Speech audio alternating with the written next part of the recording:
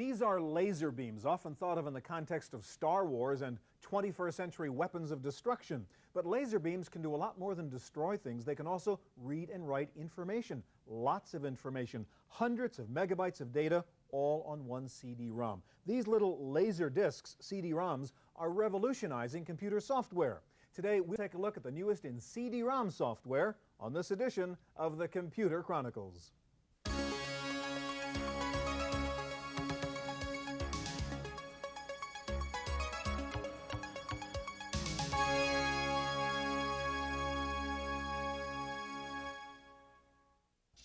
Computer Chronicles is brought to you in part by Intel, microprocessor technology for the software of today and tomorrow. Intel, the computer inside. Additional funding is provided by the Software Publishers Association, providers of educational materials to help manage software. Don't copy that floppy. And by Hewlett-Packard, Personal Computer Division.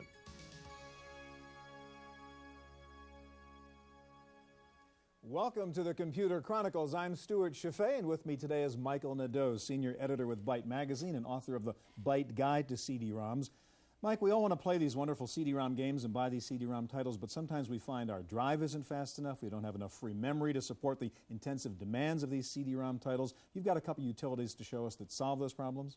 Right. The first utility I have is the MPC Wizard from Aris Entertainment. Among other things, what this utility will do is tell you if your CD-ROM drive meets the MPC requirements. And you have a choice of either doing a seek time test, average seek time, or a data transfer rate. And let's do the data transfer. And what we're doing here is reading data from the disk and measuring how fast it is transferred. So it might be a good idea to buy this little utility first. It's only about 15 bucks, right? Right. Take it to the store with you to test the drive before you buy it. Exactly. And the results tell us what? That this drive is MPC2 compatible at 300 kilobytes per second. So this one would be good enough?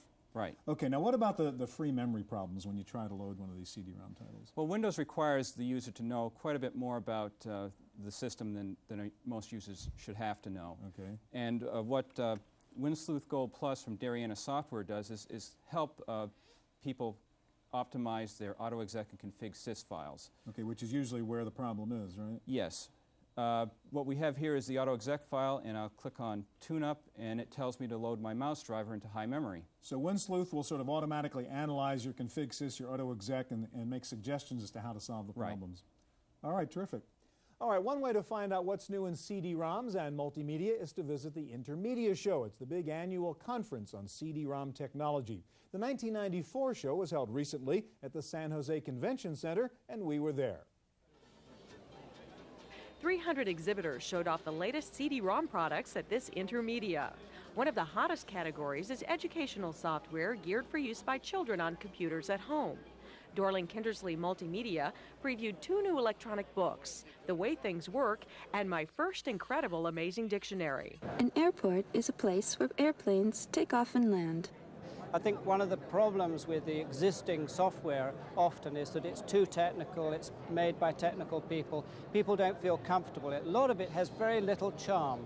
And I think you can see in the computer software that we have produced, the charm is still there, the sort of thing you'd expect of a book, but of course a great deal extra in terms of animation and sound and things you simply can't do with a book. Animation, sound, and video are included in the new CD-ROM version of the popular game SimCity.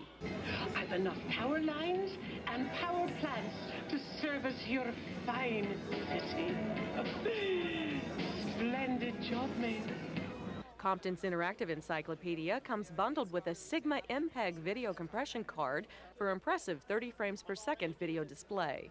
Because that challenge is one that we're willing to accept, one we are unwilling to postpone, and one we intend to win. World Library's Library of the Future CD-ROM has over 1,750 full-text literary titles, along with animation, photos, and video. NEC debuted the first quadruple-speed CD-ROM player, the Multispin 4X Pro, which offers 180 millisecond access speed. That speed carries a price tag of $995. That's a look at Intermedia 94. For the Computer Chronicles, I'm Jonelle Patterson.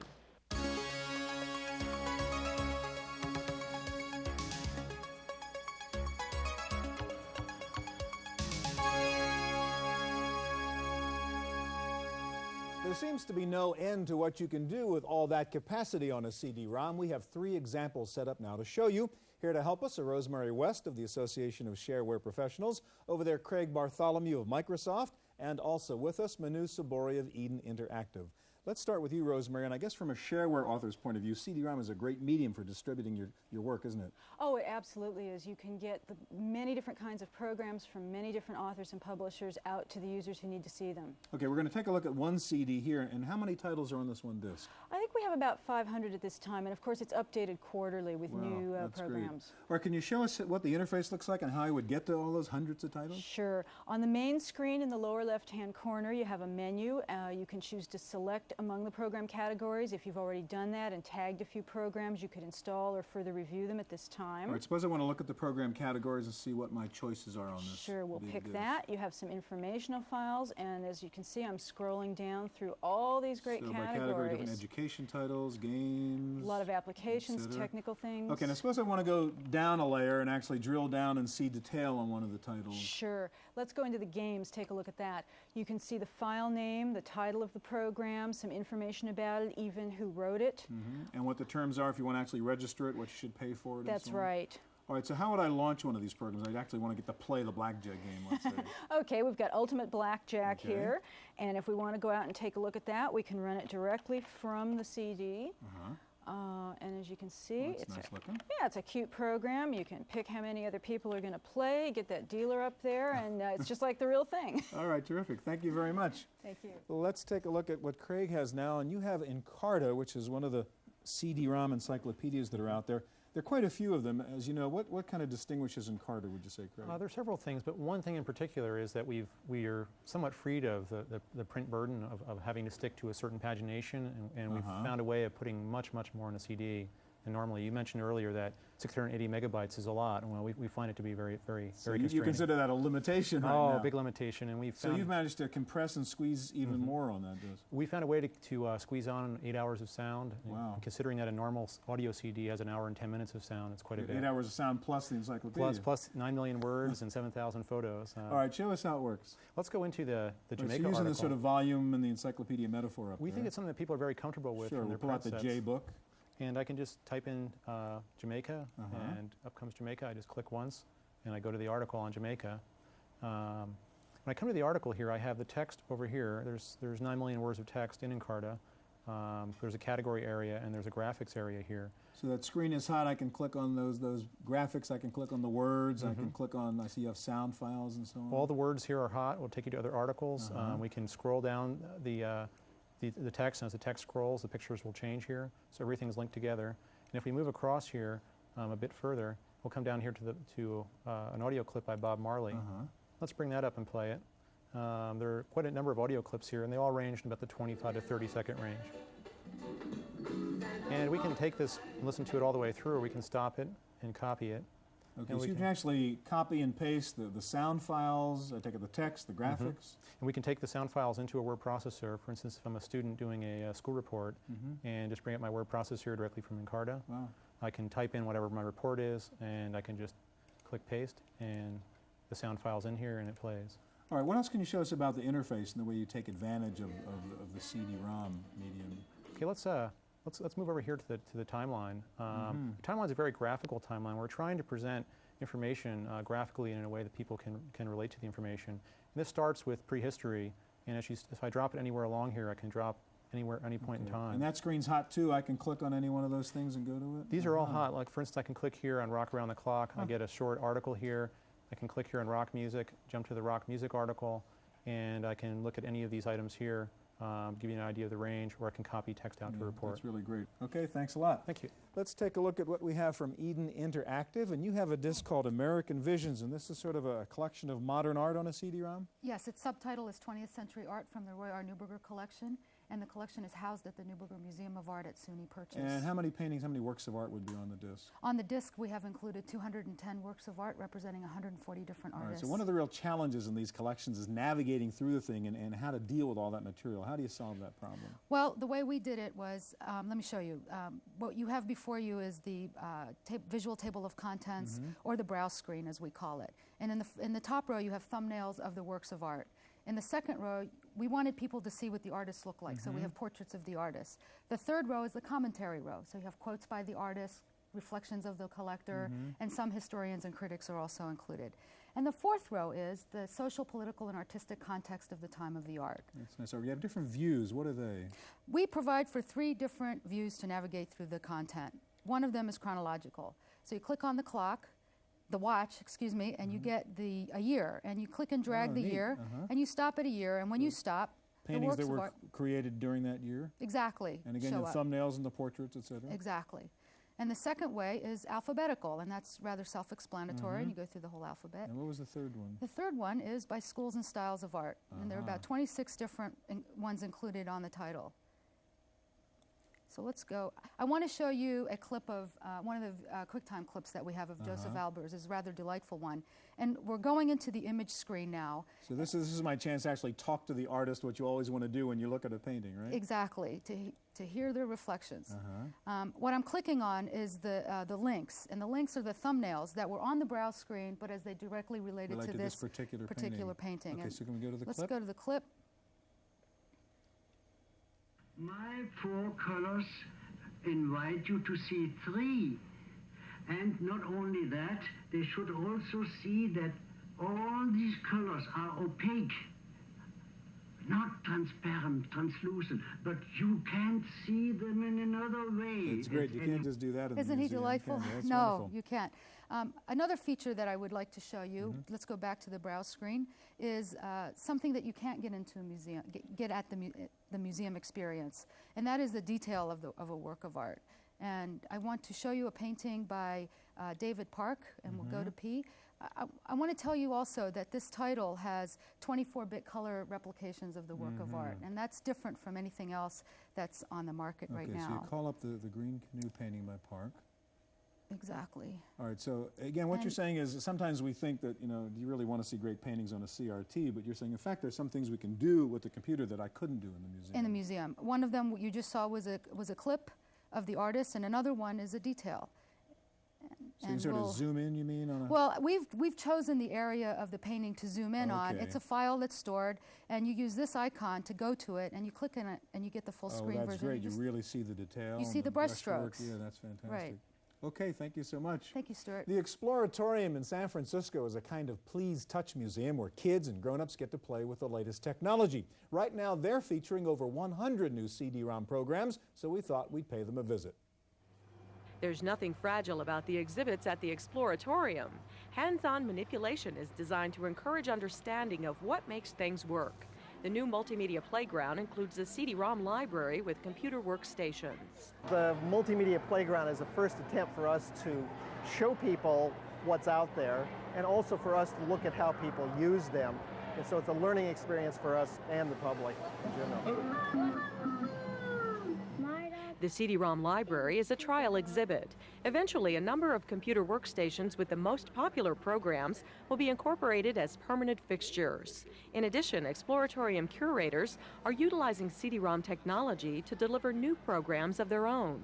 CD-ROMs, like any electronic media, but they're quintessential in it, have the ability to expand your experiences of space and time and information in general. So it just enlarges the field of what you can do. And we have an exhibit that's not on CD-ROM yet, that's in prototype, that's the powers of 10 in time, where you essentially can manipulate time, and it's in process right now.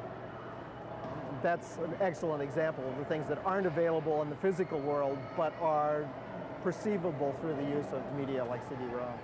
The Exploratorium also plans to issue its own interactive CD-ROM discs that recreate experiences at the museum. For the Computer Chronicles, I'm Jonelle Patterson.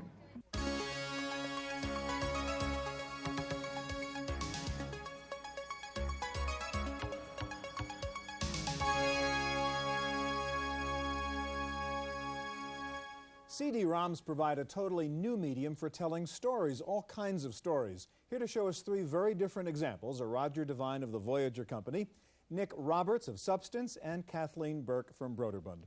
All right, let's start with you, Roger. And the Complete Mouse is really a very unusual story. Tell us about it. Give us the background. Well, it's a memoir of a Holocaust survivor told by his son, Art Spiegelman. And what was unusual about it is that he told it in the form of a graphic novel, comics, if you will, where all the Jews were drawn as mice and the cats as the Nazis as cats, etc. What we've done is we put the entire book on CD-ROM plus a lot of supplementary material detailing not only the history behind the story but also the process involved in making a CD-ROM. The first section, the introduction, is called Making Mouse. It concentrates on what it took to make one page of the book, page 145. I'll go into the section where Art talks about having to interview his father to get the material. And what will happen first is that Art will come up and talk to us a little bit about that process. And then we'll get a chance to take a look at some of the interviews. So this will be a quick time video? Yeah, of Art Spiegelman here.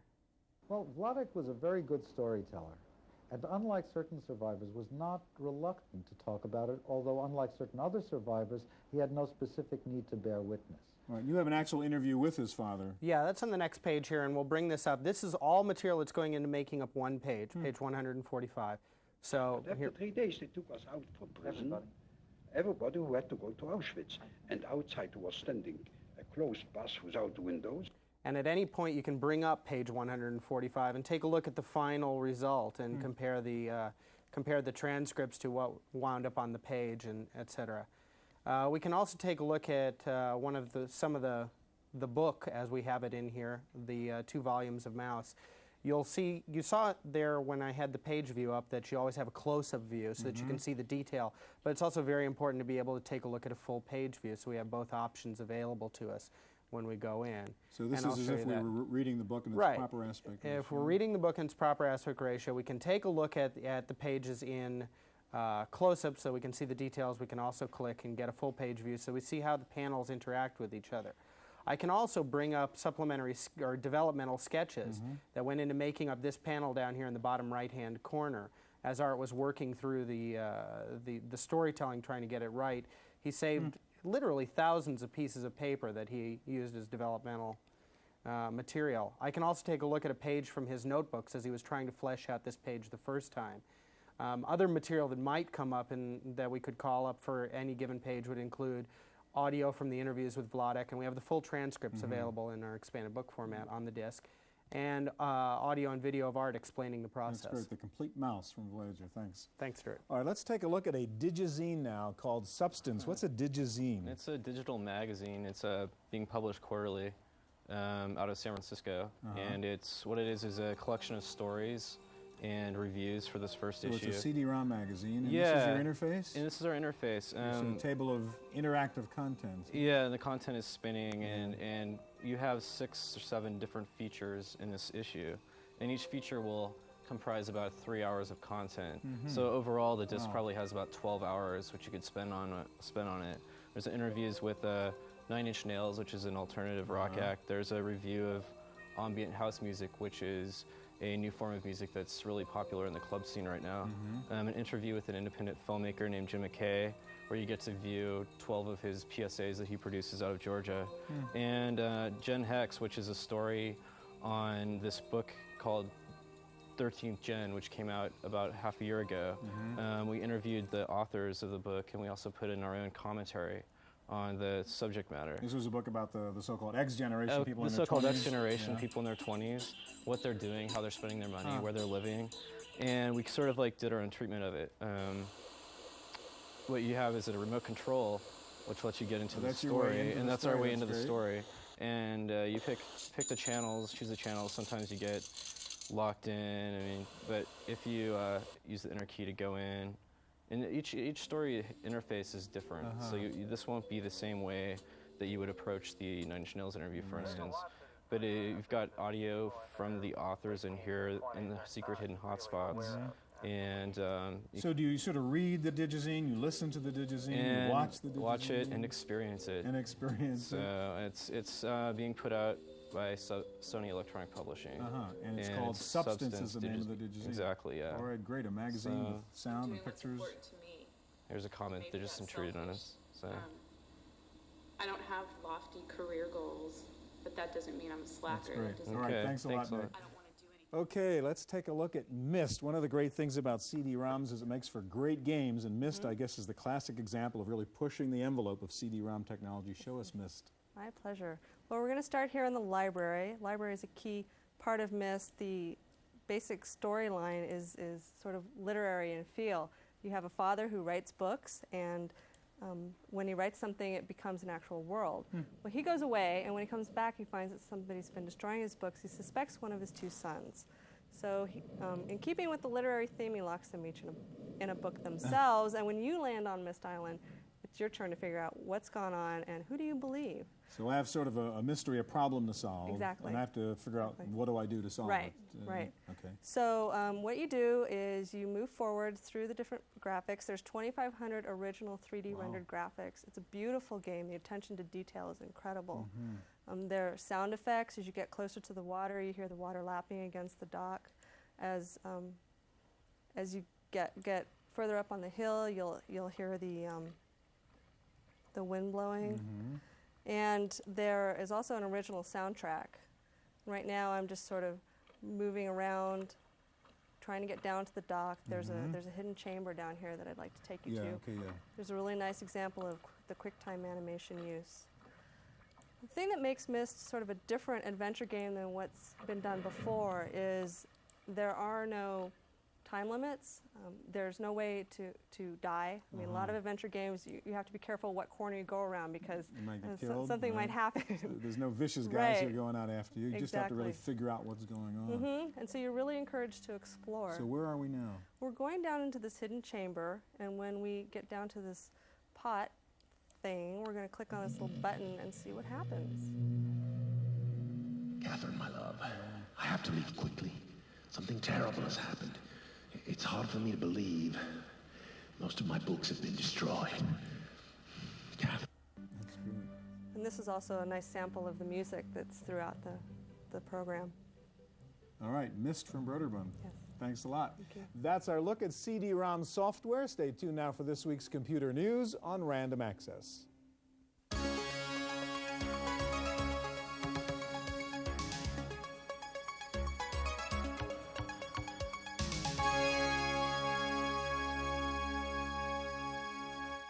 In the Random Access file this week, financial software maker Intuit has gobbled up 2 more tax software programs on the market. Best Software's MasterTax and Tax Partner will be discontinued, and Intuit will service those customers by providing them with the TurboTax Pro Series product line. Intuit acquired Chipsoft's TurboTax line earlier this year. IBM's new Power Parallel mainframes were introduced this week. They run on 192 IBM-designed chips that mimic the circuit boards used in mainframes. The Power Parallel computers run faster and don't require the elaborate water cooling systems of traditional mainframes. Computer City will open 2 new superstores this month, one in Miami and one just outside of Philadelphia. That brings the number of Computer City superstores to 44 worldwide. And Lotus has released a new multimedia screen and sound capture utility called ScreenCam. It lets you put screen application activity, cursor movements, and sound into an integrated file that can be saved and sent to work groups. The idea behind ScreenCam is to be able to explain your thoughts both visually and verbally to others as you share and develop documents. ScreenCam is priced at $75. Borland has sent 500 beta copies of the new DBase for Windows to test sites for evaluation. It provides object-oriented tools and is open to the Windows environment. DBase for Windows will ship this summer. And Oldsmobile buyers in California will find onboard computer navigation systems in the Olds 88 starting this spring. The systems include street guides displayed on a color LCD screen and a voice prompt for when to turn. The new car computers will add about $2,000 to the price tag of the new Olds 88. And CrossTies is a new product that claims to go beyond the personal information manager category by linking and organizing everything on your desktop. CrossTies treats all data as objects and lets you link any type of information and then easily access it. CrossTies for Windows sells for about $100. And if you're concerned about which video games are making it into your kids' hands, there's a new book out to help you evaluate 80 of the current titles on the market. The Parent's Guide to Video Games also gives advice on keeping costs down, the positive side of video games, and how to turn electronic games into a family experience. And if you're ready for spring, VT Productions has a new software title out to brighten up your life.